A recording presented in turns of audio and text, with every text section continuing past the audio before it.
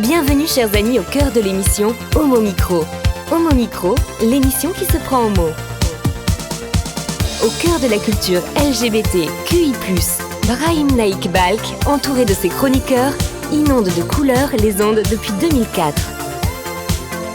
L'aventure continue avec cette nouvelle émission qui commence maintenant.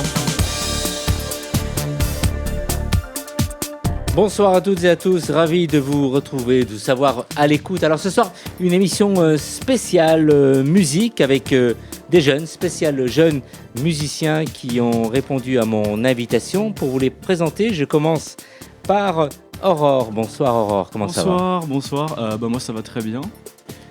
Ce soir, tu viens nous parler de ? Je vais parler de Girofield, artiste drum and bass. On va tout savoir tout à l'heure. Ensuite, après Aurore, à tes côtés, Martin, bonsoir, comment ça va ? Bonsoir, ça va très bien. Et toi, tu vas nous parler de Alley Labs, un label de musique électronique expérimentale. À tes côtés, Maël, bonsoir Maël. Oui, bonsoir. Alors moi je vais parler de Glitch.cool, c'est un collectif de musique qui orbite autour du glitch. Ouais. Alors il change de casquette, il était réalisateur avec Amy qui est avec nous, qui est donc aux manettes. Il va nous rejoindre dans quelques instants également Nathan. Mathieu qui est au micro, comment ça va Mathieu ? Bonsoir à toutes et à tous. Aujourd'hui je vais vous parler des net labels présents sur internet. Alors, qu'est-ce qui vous a dit ? Le fait de faire de la radio ce soir, c'est votre première à la radio, tous autant que vous êtes ? Oui, c'est ça. Ouais. Alors Martin et Maël, vous venez de Bretagne ? Oui, c'est ça. Ouais. Alors vous avez fui la pluie pour rejoindre le froid à Paris ? Voilà, exactement. De la région parisienne dans le 92 Oui, moi je viens du 92, j'habite en banlieue. Moi Dans le aussi. 92 également, Mathieu. Merci de rester avec nous. Homo Micro, l'invité du jour. Et on va démarrer avec Aurore, qui va nous présenter un artiste qui s'appelle... Girofield, et c'est une artiste d'ailleurs, qui fait de la drum and bass expérimentale. Donc la drum and bass, c'est une musique qui se base beaucoup sur une rythmique plutôt rapide, ça va aux alentours de 175 BPM souvent. Alors Girofield, c'est une artiste qui est queer, qui a une identité queer. Elle est trans, c'est une femme trans, et c'est hyper intéressant du coup d'avoir une personne comme ça dans la scène drum and bass, parce que c'est une scène qui est hyper masculine, hyper un peu virile, avec beaucoup de gros mecs, gros tout ça. Du coup, c'est hyper intéressant d'avoir un contraste avec une personne queer, et juste avoir une femme de basse, c'est quelque chose de très intéressant. Pour parler un peu plus de sa musique, donc elle fait de la drum and bass. Et, Drum and bass, pour ceux qui ne savent pas, parce que c'est vrai que pour moi, qui est complètement inculte dans ce domaine-là, alors, si tu pouvais un peu nous éclairer. drum and bass, c'est une musique un peu de fête, de rave, tout ça, qui est plutôt rapide et qui s'apparente qui vient d'une rythmique un peu poum cha poum poum cham. Ouais. Ça se joue beaucoup là-dessus, toutes les soirées. Tu peux le refaire parce que j'aime bien. Poum cha poum poum cham. C'est ça tout le temps. Et donc Girofield fait de la musique drum and bass expérimentale, c'est-à-dire que elle associe tout le côté drum and bass, donc avec la rythmique que je viens de faire, beaucoup de basses aussi, donc dans les soirées ça va hyper fort, des basses fréquences avec le tempo hyper rapide, et elle y rajoute de l'expérimental. Et donc c'est hyper intéressant parce que déjà de par son identité queer, ça apporte une identité et une différence hyper appréciée dans la scène. Ça apporte beaucoup de choses, et aussi grâce à sa musique expérimentale, donc qui permet aux gens de s'ouvrir à plus de choses, autant que ce soit du côté de la communauté LGBTQI+, que à d'autres genres musicaux. Et donc c'est hyper intéressant et hyper bien en tant que visibilité et tout ça. Et qui écoute ce type de musique, et vous comptez intéresser qui en général ? Alors la drum and bass, ça peut intéresser beaucoup de monde dans le milieu de la fête, les personnes qui sont habituées à faire des soirées, tout ça. Il y a de fortes chances qu'à un moment on se retrouve dans une soirée drum and bass. Qu'on aime ou qu'on n'aime pas, c'est une musique qui rassemble beaucoup de monde. Il y a beaucoup de gens qui vont aux soirées drum and bass, et c'est pour ça que c'est d'autant plus important que des personnes queer et des personnes trans soient très bien représentées aux côtés des gros noms. C'est des gens de votre génération la plupart du temps, ou ça peut être... là par exemple, si tu pouvais nous dire ton âge. Alors moi j'ai 19 ans, Ouais. mais la drum and bass c'est quand même hyper vieux, ça a plus de 20 ans je pense, même voire plus. Et ça rassemble autant des quarantenaires, des trentenaires. Je sais Tout pas le monde si se retrouve dans tout une le soirée, monde pareil. tout le monde peut se retrouver à aimer une soirée drum and bass. Ouais. Et en général, les rêves de ce genre réunissent Combien de personnes? Ah bah ça dépend de la taille de l'événement, ça peut être très bien des free parties, parce qu'évidemment c'est associé un peu au milieu de la free party. Ça peut aller de peut-être une dizaine de personnes à une centaine, voire des milliers dans certains gros événements. Comment tu es venu à t'intéresser à ce type de musique? Comment tu t'es formé? C'est surtout en rencontrant Mathieu, qui m'a beaucoup ouvert au milieu de la musique électronique. Et de fil en aiguille, avec des rencontres, des découvertes d'artistes, on en vient à découvrir la drum and bass, parce que c'est quand même une musique qui est très présente sur la scène électronique. Alors quand tu en parles à tes parents, quel est leur... Est-ce que si tu je- invites tes parents justement à ce type de soirée? Si je montre ça à ma mère, elle me dirait que j'aime pas, c'est du bruit. Ouais. Ah oui. Mais elle s'intéresse quand même en Elle, respectant tes elle s'intéresse goûts. Ouais. à moindre mesure. C'est pas que ça l'intéresse pas, mais c'est elle s'en fiche un peu. Ouais. Mathieu, Ça touche pas tout le monde. ça touche pas tout le monde. Ouais. Enfin, la musique électronique, c'est t'aimes ça ou t'aimes pas ça. Ouais. Et alors, et le profil des gens qui s'intéressent à la musique électronique, pour ceux qui ne savent pas tellement, c'est quoi? Donc là, je vois, par exemple, vous avez de super cheveux colorés, donc ça se voit pas à la radio, si vous pouvez dire. Il y a que Maël qui n'est pas encore comme ça, mais à mon avis, il va être entraîné dans quelques temps. J'ai déjà été, Ouais. je les ai juste coupé il y a pas très longtemps. Quoi. Ouais. C'était très long. Aurore, donc tu as une couleur de cheveux qui Alors, tire un peu sur le Là, bleu. là, c'était délavé, mais avant, c'était beaucoup de couleurs. Il y avait Ouais. un énorme mélange. C'est un artiste qui a fait ça, un artiste coiffeur qui a mis avec nous, qui a fait ça. Ça a pris des heures de travail. Pour revenir un peu à ta chronique, est-ce que tu avais d'autres choses à ajouter Non, je pense avoir fait le tour. Ouais. Et toi, comment tu travailles régulièrement? Raconte-nous un peu une journée de travail de ton côté en dehors de Alors, tes études. si je fais de la musique, ça vient surtout sur le moment. C'est-à-dire qu'à un moment, je vais me dire, j'ai de l'inspiration là, je vais me lancer devant mon ordinateur, je fais de la musique assistée par ordinateur, quasiment uniquement avec un ordinateur, je joue pas d'instrument. Et je me pose dessus, je me pose devant mon ordinateur, je me coupe du monde et je me focus, je me lance, je fais 4 heures, 5 heures sans m'arrêter À la maison, comme ça? à la maison. Voilà. Ouais. Quand tu te coupes du monde, donc les parents n'ont pas le droit de frapper à ta porte. Bah, de toute façon, je les entends pas. Ah oui. Et ce type de musique-là, est-ce que, bon, on parlait de les LGBT+, il y a une communication qui se fait au niveau musical, c'est qu'on arrive un peu à capter l'artiste qu'on repère en disant, bah, tiens, lui, il est de telle orientation, tout ça. Est-ce Alors, qu'on arrive un peu à... c'est difficile de trouver l'orientation ou le genre d'une personne juste en écoutant, mais quand on est musicien, musicienne et qu'on fait partie de la communauté LGBTQI+, il y a de fortes chances qu'on aille au-delà des standards musicaux. Ouais. Et donc, c'est là où c'est hyper intéressant, c'est que la musique expérimentale, c'est quelque chose qui est de facto ouvert, parce qu'il n'y a pas réellement de règles, il n'y a pas réellement de choses à faire pour faire de la musique expérimentale. Et ça rejoint un peu l'idée de l'identité queer, qui est on n'a pas besoin de règles, nous on est qui on fait ce qu'on veut. Et donc les deux se rejoignent. Donc souvent quand on écoute de la musique expérimentale, aujourd'hui en tout cas, il y a de fortes chances que la personne soit en dehors des normes sociales Ouais. hétéro, cisgenre. ce Et genre on de est souvent choses. considérés comme des marginaux? Ouais. Ouais. C'est très rare de trouver des gens dans la rue au hasard qui vont écouter de la musique expérimentale, et d'autant plus qu'ils vont l'assumer. Ah oui? Parce que forcément, ça peut être t'écoutes du bruit, t'écoutes n'importe quoi, c'est pas cohérent. Martin, tu voulais réagir? Non, bah, il y a toujours un côté un peu satisfaisant aussi pour les personnes qui écoutent de la musique expérimentale, à se dire oui, moi j'écoute de la musique différente aussi. Il y a un peu de ça, mais je sais pas si on peut dire que c'est une forme de prétention ou quoi. Ouais. Mais c'est que ça crée un décalage hyper prononcé entre n'importe quelle personne qui va se balader avec une enceinte et qui écoute de la musique pop ou quoi. Il y a un décalage qui est énorme. Comment ça se passe dans l'univers de l'école, justement? Alors, il y a cette l'école démarcation avec les différents élèves. Alors, Quand on a un peu un profil et un look différent des autres, est-ce qu'on est accepté? Est-ce que ça il y a pas de dépend discrimination vraiment. quand même? Ça dépend vraiment des écoles. Moi, je suis dans une école de jeux vidéo.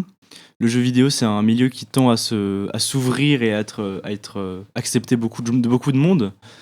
Moi, dans mon école, ça va. Je suis pas persécuté, harcelé, machin. Il y a beaucoup de respect de la part des intervenants et de la part des élèves, des gens de ma promo.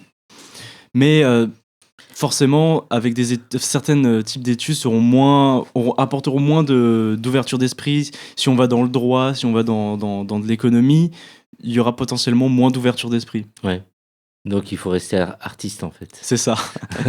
Peut-être que Maël, tu as quitté les études assez tôt, justement parce que c'était chiant l'école et que tu étais montré du doigt. Mais quoique maintenant, tu as des cheveux sans couleur. Donc, si, tu as une couleur mais qui n'est pas colorée. En fait, j'avais surtout envie de pouvoir faire tout ce que je veux quand je veux au niveau de la création. Et de pouvoir m'améliorer dans toutes mes passions et peut-être un jour pouvoir en vivre, mais sans mettre ça en priorité, quoi. Juste le continuer de côté et attendre l'illumination peut-être. Ouais. Je sais pas, je laisse couler, quoi. Ouais. Aurore, tu nous parlais un peu, tu disais que c'est le type de musique que tu viens donc nous présenter, donc ça existe depuis un certain nombre d'années, plus de 40 ans. Est-ce qu'il y a des noms de grands artistes que tu pourrais nous citer? Des noms de drum and bass. Aux côtés de Gyrofield récemment à Paris, Gyrofield a joué vendredi dernier. Elle était accompagnée de Current Value, qui est un gros nom qui fait de la musique depuis hyper longtemps, qui est un énorme nom de la neurofunk. Après, en termes de noms, je pense que peut-être Martin ou Mathieu pourront donner plus de noms. Parce qu'eux, ils sont peut-être plus là-dedans. Non, c'est un peu énorme. Il y a vraiment beaucoup de noms qui sont dans des milieux très précis. Et puis de la drum and bass, il y en a des genres hyper précis, comme la jump up ou autres, ou neurofunk, qui font que des noms d'artistes, il y en a vraiment de plus en plus qui sont populaires, vraiment beaucoup populaires. Alors, tous autant que vous faites de la musique, déjà par passion, mais aussi pour être reconnu quelque part Personnellement, la musique, c'est autant quelque chose de juste le plaisir de créer des choses, mais aussi le défouloir de faire quelque chose, d'exprimer des émotions. Ouais. Carrément. Des émotions, c'est ça. C'est bien dit. Il y a beaucoup un aspect de défouloir, effectivement, surtout dans la musique expérimentale, comme c'est quelque chose d'hyper niche, il y a un aspect très personnel, très défouloir à vouloir faire quelque chose parfois même d'incompréhensible pour certaines personnes. Alors, le premier morceau musical, Aurore. Oui, c'est un mix justement de Gyrofield où on a mixé trois tracks d'elle pour un peu illustrer. Justement, là, on va pouvoir comprendre ce que c'est plus la drum and bass et surtout Gyrofield parce que c'est très particulier dans la drum and bass. On écoute.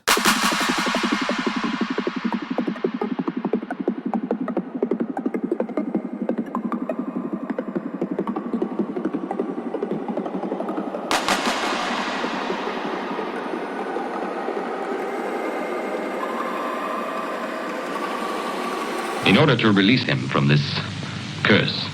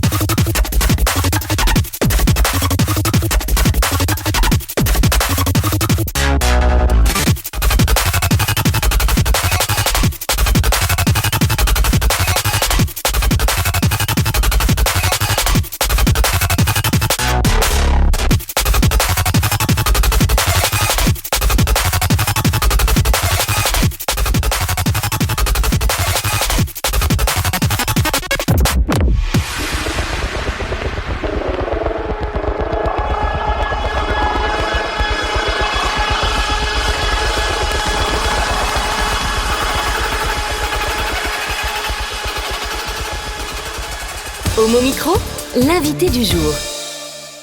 Merci pour ce morceau, Aurore. Je viens de recevoir un SMS de Amy qui me dit est-ce que tu peux demander à Aurore comment on peut se procurer le mix? Procurer le mix, alors ça va être compliqué le mix, mais les morceaux sont disponibles sur le SoundCloud de Girofield et son Bandcamp. Donc c'est SoundCloud, Bandcamp, c'est sur internet, des sites de streaming où on peut acheter, supporter l'artiste. Ouais. Nous allons céder la parole maintenant à Martin qui va nous présenter un label. Martin. Alors, je vais vous parler du label Alley Labs, qui est géré par du coup une personne non binaire. Non-binaire, pour ceux qui ne savent pas, il y a des gens qui... C'est une personne qui, en fait, ça dépend ça dépend de beaucoup de personnes, mais en fait, c'est généralement des gens qui s'identifient ni hommes ni femmes, qui se mettent pas dans la case, dans l'une des deux cases potentiellement. D'accord. Et du coup, c'est une personne qui n'a ni plus ni moins que 53 alias. Et donc, des alias, c'est, on va dire, des identités musicales différentes. Et donc, 53, c'est absolument énorme parce que faut savoir que Yel gère quasiment tous ses alias de manière assez active. Donc, a sorti au moins plus d'un album sur chaque alias. Donc, en tout, Yel a dû sortir au moins plus de 200-300 albums. Non. Si, tout à fait. Et donc ça va dans des genres du coup toujours électroniques, très expérimental, happy hardcore, speedcore, extratone, donc plein de genres avec des noms qu'il faudrait expliquer mais il y en a beaucoup trop. Et donc en fait c'est une personne qui a beaucoup influencé la culture internet avec des mèmes ou autres. Donc un mème c'est un format, c'est quoi ? C'est comment expliquer un mème exactement ? Ça peut être une image, une vidéo très généralement parodique, on va dire. Ouais. Je sais pas, vous diriez quoi ? Viral. Ouais, viral, quelque chose de viral. Avec le mot, c'est quelque chose je dirais quelque chose de viral qui se partage en masse, quoi. Ouais, c'est ça. Et donc c'est des trucs, des parodies de ces musiques qui vont à genre 5 millions de vues ou des choses comme ça. Et il y a notamment une musique qu'on va passer juste après qui s'appelle The Big Black qui a été popularisée grâce à un jeu de rythme qui s'appelle Osu ou Os ou voilà. En fait cette musique-là sur ce jeu-là est super difficile, etc. Et du coup il y a eu plein de vidéos dessus en mode c'est le truc impossible, etc. Ouais. Donc en fait le but de sa musique à Yel exactement, c'est de faire exactement ce qu'elle voudrait entendre musicalement. D'où le fait par exemple d'avoir autant d'alias. Qui fait que du coup les gens, c'est un bon moyen pour les gens de pouvoir s'ouvrir à plein d'univers musicaux différents.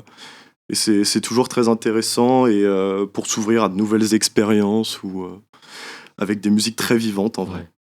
Et du coup, je vais vous proposer de la même manière que Aurore un mix des musiques de Alley Labs, avec notamment une des musiques qui a été utilisée comme mème, on va dire comme parodie. Et du coup la musique The Big Black et une musique d'un de ces alias que moi j'affectionne énormément, qui est un alias très expérimental électronique. Et du coup c'est tout. Ouais. Voilà. On va lancer le morceau et on revient vers vous.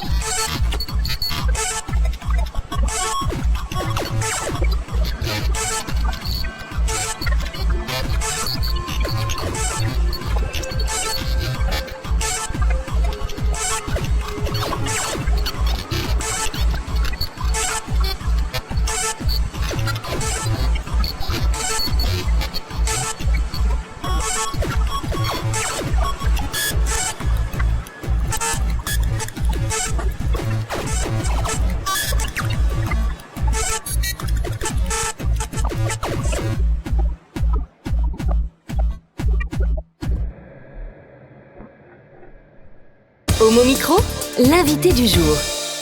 Aux manettes, nous sommes avec Amy et Nathan à la réalisation. Mathieu qui prend le micro pour une chronique dans quelques instants. Et nous sommes avec Aurore, vous venez d'entendre Martin. Et nous allons maintenant passer à Maël qui a plein de choses à vous dire. Oui, carrément. Alors je vais parler de Glitch.cool. C'est un collectif de passionnés de l'univers du glitch et qui n'est pas affecté par les origines géographiques ou les genres. On y retrouve des producteurs, des sound designers, des programmeurs et des artistes visuels orbitant autour de l'esthétique du glitch. C'est un genre musical qui est apparu en 2017, qui s'inspire du coup du glitch, de l'IDM et de la musique expérimentale. Le mot hyper, il veut pas dire plus vite ou plus fort, il faut le comprendre comme plus profond et plus interconnecté. Je vais expliquer plus tard, mais c'est parce qu'ils ont un immense Discord avec du partage et de l'entraîne autour du glitch. Et glitch, lui, il veut dire expérimenter la défaillance, que ce soit visuelle ou sonore. Donc sur les artistes qu'il y a dans ce collectif, il y en a pour certains, on ne sait même pas d'où ils viennent, et ni leur genre, ni leur identité, rien du tout. Et donc c'est vraiment ouvert à tout le monde, en fait. C'est juste la passion qui regroupe, quoi. Je trouve ça super beau. Tu dis ça si justement, avec passion. Je suis sûr que tu vas capter l'attention de beaucoup d'auditrices et d'auditeurs. Et donc toi, tu pratiques un peu, tu te lances déjà dans la musique. Alors en musique, moi je fais plus du collage et des mix de musique que j'ai découvert. Et en fait, j'adore faire ça parce que j'adore partager mes découvertes, et parce que c'est quelque chose qui prend 2 à 3 heures de mon temps chaque jour quand je suis tout seul chez moi, voire plus. Et donc, c'est toute une culture immense que j'ai en moi et que j'ai besoin de partager, quoi. T'es le plus jeune de la bande, tu as 18 ans, c'est ça ? Ouais, c'est ça. Et tu t'es lancé à quel âge ? Ça fait à peu près 2 ans. Mais je suis pas très actif, je vais vraiment quand j'ai une envie. Voilà, sinon, j'aime bien toucher un peu plein de choses, et puis voilà, quoi. Tu vas être entraîné par tous ceux qui nous entourent ce soir, tes amis, exactement. aussi bien Mathieu, Martin et Aurore. Et Aurore, pardon, quel est le message quel est le message que tu pourrais donc passer à tous les jeunes qui nous entendent et qui veulent se lancer dans la musique un peu, dis-nous ? Ah ouais, c'est de vraiment faire ce que vous voulez, parce qu'il y a aucune norme à respecter, il y a rien qui est demandé, c'est vraiment chacune qui fait ce qu'il a envie de faire, quoi, et c'est comme ça que ça devrait être fait. Pas essayer de copier des genres, d'être le meilleur dans un genre et tout, mais juste de faire ce qu'on aime et ce qu'on a envie d'entendre. Et qui a été ton repère, la personne qui t'a lancé, qui t'a inspiré ? Ça va être Martin à ma droite, parce que tout l'univers expérimental, c'est un truc que je connaissais pas du tout, en tout cas dans l'électronique, avant de le rencontrer. Et vraiment, en une semaine, j'avais déjà une playlist de 100 musiques expérimentales et tout. Alors, à vous entendre tous autant que vous êtes, il y a le côté aussi où vous avez envie un peu de vous couper du monde pour écouter ce type de musique qu'on vient d'entendre, les 2 morceaux. On est un peu obligé. Ouais. On est un peu obligé parce que si on l'écoute devant tout le monde, on se fait virer, quoi. Martin ? Non, j'ai rien à dire. Non, mais je suis d'accord avec ce qui se passe. Tu voulais ajouter autre chose ? Je voulais ajouter, oui, le fait d'en écouter, ça peut aussi écarter. Parce que, par exemple, je me sentais mal d'être dans certains groupes de gens. Parce qu'au niveau de la musique, je m'y retrouvais plus, en fait, et j'arrivais pas à trouver un vrai esprit de travail de la musique. J'avais plus l'impression d'entendre une pub ou, je sais pas, quelque chose de produit à la chaîne. Et donc, rester dans mon monde avec mes expérimentations, les trucs que j'écoute et tout, ça peut carrément couper du monde. Ouais. Qu'est-ce que tu nous proposes comme morceau, là ? Alors, 3 morceaux, donc pareil, c'est un mix. Le premier, c'est un ou une artiste, on ne sait pas son genre, qui vient de Bulgarie et qui est cofondatrice du coup de Glitch.cool. C'est la 6e track de son dernier album qui a été release sur un label qui s'appelle Detroit Underground, donc qui est comme Glitch.cool, un collectif, mais autour de l'expérimental et qui va dans tous les genres, quoi. Et l'autre, pareil, origine inconnue. On sait juste que ses pronoms, c'est They, She, It, et qu'on peut l'appeler Numbers, parce que son nom d'artiste, c'est 74891. Voilà. Et ensuite, un autre artiste de Détroit, qui est une musique dans un projet de Glitch.cool, de remix. En fait, quelqu'un fait un remix d'une musique, et la personne d'après fera un remix du remix de la musique, et ainsi de suite. D'accord. Et là, c'est le premier remix, mais c'est celui que je voulais mettre pour parler un peu à tout le monde, quoi. Et surtout, ne zappez pas et vous écoutez bien Homo Micro pour cette spéciale. On écoute.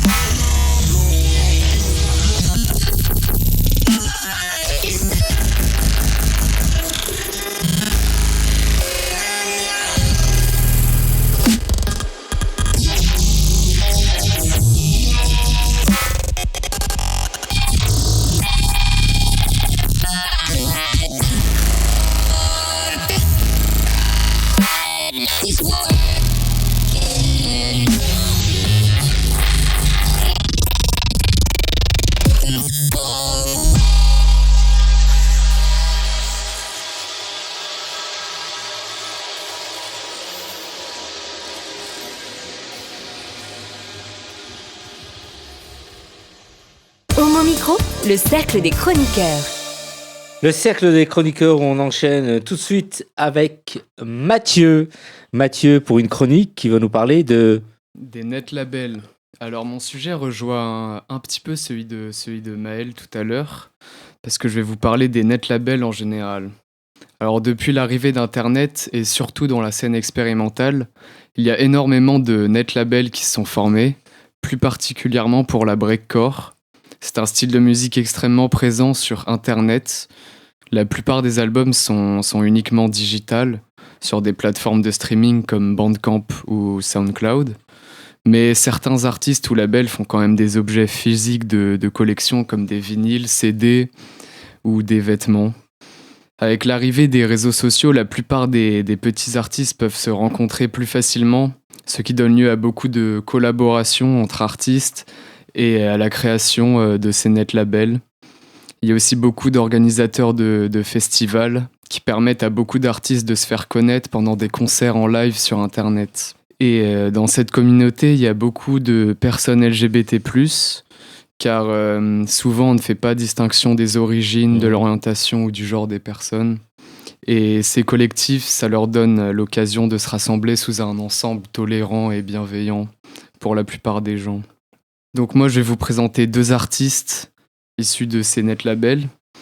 La première musique que je vais passer, elle s'appelle Doll. Elle est réalisée par Oda Xelania. C'est un duo créé en 2009 constitué de 2 personnes queer faisant de la breakcore, mashcore et chiptune. Elles se sont fait connaître en participant à diverses compilations sur beaucoup de labels différents. Et j'ai découvert ce groupe avec l'album Gardenaria, qui est sorti en 2015 sur un label du nom de Kitty on Fire Records. Et c'est un des premiers albums qui m'a fait découvrir tous ces genres-là et cet univers. Et la deuxième musique s'appelle Nive Wave par Vertigo Away. C'est un artiste de jungle, breakcore et gayber qui est CEO du label Armada Springs et membre de Landline Collective, qui sont 2 net labels récents avec beaucoup de jeunes artistes. On écoute. Merci Mathieu.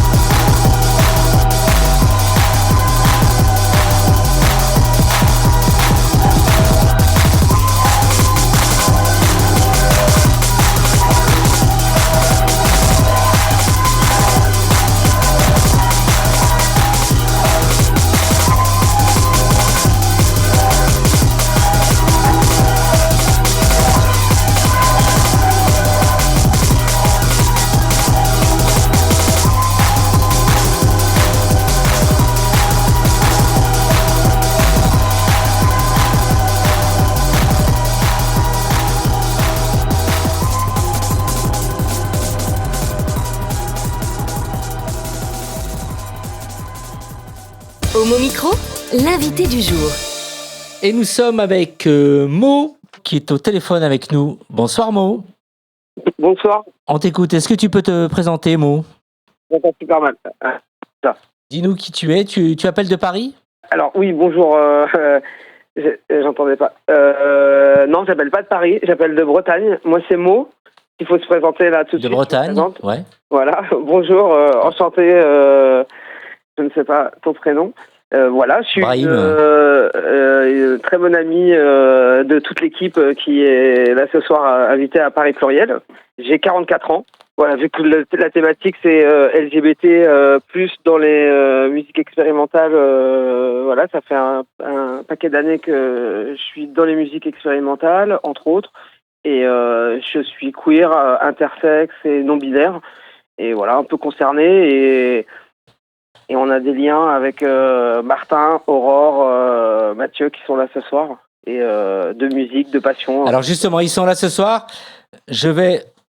Techniquement, je vais leur passer à chacun le casque. Ils vont se le tourner et qui auront à chaque fois une question à te poser. Hein, d'accord? On va faire ça. Là, j'ai enlevé Et là, le c'est haut-parleur Aurore de qui mon va téléphone, commencer. Je pense que c'est mieux.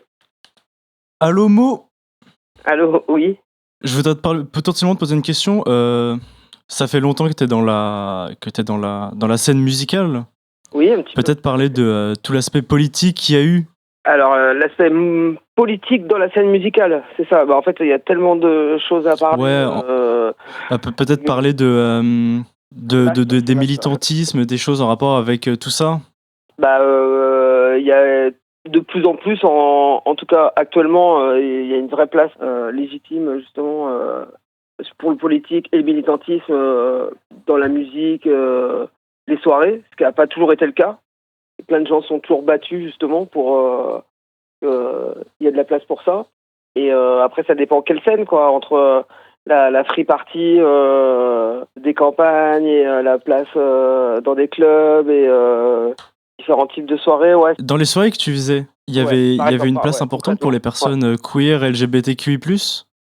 Attends, ça a coupé, parce qu'en fait, je suis désolé, depuis tout à l'heure, en fait, je vous entends très mal, ça coupe, en fait, des fois, Orange, comme tout à l'heure avec la personne d'avant, ça coupait. Alors, je vais reposer la question. À l'époque, quand tu faisais des soirées dans les free parties, est-ce qu'il y avait une place importante pour la communauté LGBTQI+, les personnes queer? À l'époque, personnes queer, en fait, ça n'existait pas, dans le sens où on les nommait pas, où il n'y avait pas de place pour les personnes queer, parce que c'était pas présent, en fait, c'était pas du moins dans les free parties, c'était pas des questions, quoi. Donc on parlait pas de place pour les personnes queer, en fait. Et t'as vécu un petit peu une évolution là-dedans? Complet. Ah mais à 100%. Voilà, c'est pour ça que je dis ça, quoi. Entre aujourd'hui, c'est des vraies questions qui se posent, et moi j'ai 44 ans, on va dire il y a 25 ans, quand j'étais jeune en free party, les questions queer, c'était pas des questions qui faisaient partie aussi, comme aujourd'hui, des questions de société. C'était des questions aussi présentes. Donc en fait, le mot queer commençait à peine à exister, quoi. Après, on peut parler des personnes LGBT. Je peux parler plutôt de ma propre expérience, mais c'était quand même un monde qui était plutôt hétéro, qui était les free parties vraiment en Bretagne. Moi, je viens de Bretagne. Si je parle de mon expérience, voilà, qui est que mon prisme, c'était pas très queer du tout. Il y avait plutôt, je pense, des tendances homophobes. C'était très mascu dans l'esprit vraiment free party en Bretagne à l'époque. Et par contre, moi, c'est déjà des questions que je me posais, vu que je suis inter et que j'ai essayé, au maximum de faire comprendre et d'inclure ça, quoi. Mais c'est pas un sujet non plus aussi important qu'aujourd'hui si je fais des soirées, par exemple. Ouais, c'est vrai. Peut-être expliquer ce que c'est inter. Inter, c'est intersexe, c'est quand tu rentres pas à la naissance, on va dire, dans les cases femelles et mâles, pour faire simple. Du coup, est-ce que toi, t'as fait de la musique? Ouais, beaucoup. Tu mélangeais un peu aspect queer, LGBTQI+, tout ça dans la musique? En fait, ça a plutôt été... dans tes projets? La musique et l'art, c'est toujours des expérimentations des essais et c'est très thérapeutique et c'est très viscéral. Donc forcément, surtout à une époque où il n'y a pas de mots, il n'y a pas d'image, il n'y a pas de culture. Là, je parle vraiment culture queer, par exemple, qui n'existe pas. Donc tu te fais un monde, tu te l'inventes aussi ce monde. Tu t'inventes des mots, tu t'inventes... Ouais, tu t'inventes. Et ça, par contre... c'est un peu une lutte, quoi. Voilà, quoi. Et après, ouais, il y a eu des prods, il y a eu des sortes d'essais, un peu autour de tout ça, quoi. Est-ce que ça t'a aidé à te faire accepter, à en parler ou à libérer quelque chose, le fait de faire de la musique à une époque où il y avait pas de mots sur, en fait, sur ça ces m'a conditions? juste permis de tenir, quoi. La musique, par contre, c'est vital, c'est viscéral, c'est une bouée de sauvetage, quoi. C'est en fait, c'est ça ou la mort, quoi. Enfin, parlons concrètement, quoi. Et ça, c'est toute l'oppression que je pouvais subir de mon existence, du système. C'était forcément la musique, quoi. La musique ou la mort, quoi. Voilà, quoi. Ça, La musique, c'est une thérapie. C'est sûr. C'est musique thérapie, musique sauvetage, quoi. C'est quelque chose qu'on retrouve aussi aujourd'hui avec la musique expérimentale, tout ça qui permet à plein de gens de se regrouper et de partager les cultures, la culture queer, la culture LGBTQ+, ça permet de rassembler. Il va y avoir une question posée par Maël, et ce sera la dernière question. Ok, bah moi j'avais juste une question, je sais pas si tu avais déjà répondu ou pas. Je vais bien l'entendre. C'est comment est-ce que tu penses que ça va évoluer dans les temps qui arrivent, là, tout ça? Tout ce monde-là, s'il va être plus accepté, reconnu? Bien sûr que ça va évoluer, enfin, dans le bon sens et obligé, forcément. Il y a tout qui se lève en ce moment, des vraies questions, en fait, d'identité. Et dans un monde un peu perdu, l'identité, justement, c'est la chose importante. Et oui, ces questions-là, et la tolérance, l'inclusivité, l'acceptation, c'est son chemin. Et on le voit déjà, quoi. Enfin, vraiment, quoi. Vous êtes la preuve, quoi. Vous êtes la relève, quoi. Merci pour ton intervention à l'antenne et à très vite, Mo. On t'embrasse. Ouais, je vous embrasse. À très bientôt, merci. Je vous entends pas, ça coupe. Bonne soirée, à vous. À bientôt. Pour finir, un tour de table rapidement, en 2 mots, vos projets. Alors, Aurore, on peut me retrouver sous le pseudo Aurore, écrit O-R-O-R-R. Je fais de la musique breakcore expérimentale. Martin? Alors moi c'est Vabera, V-A-B-A-I-R-A. Mon projet c'est breakcore expérimental, mélange de genres assez absurde, mélancolique, etc. Maël? Ok, donc moi je fais des mix, mais on peut me retrouver peut-être nulle part pour l'instant. Mais bientôt, quelque part. Ouais, déjà une fois en live et c'est tout. Ouais. Mathieu? Et moi c'est Vivid, V-Y-V-Y-D-E, et je fais aussi de la breakcore expérimentale depuis 3 ans et demi. Bien, en tout cas, c'était une très bonne expérience. Vous invitez déjà et vous donnez la parole. Alors, vous revenez quand vous voulez. Avec plaisir. Avec plaisir, bien Carrément. sûr. Merci à tous les 4 et merci aussi pour l'intervention de Mo depuis la Bretagne. On vous dit au revoir, à très très vite, on vous embrasse et surtout écoutez tous les morceaux qu'on vous a passés et vous en aurez d'autres par la suite en allant justement à la rencontre des 4 artistes qui m'ont entouré ce soir. Bonne semaine, à très vite, ciao ciao. Hey! Oh non! Cette émission est maintenant terminée. Mais, un conseil, retrouvez l'ensemble des podcasts d'Homo Micro, l'émission qui se prend au mot, sur toutes les bonnes plateformes de streaming.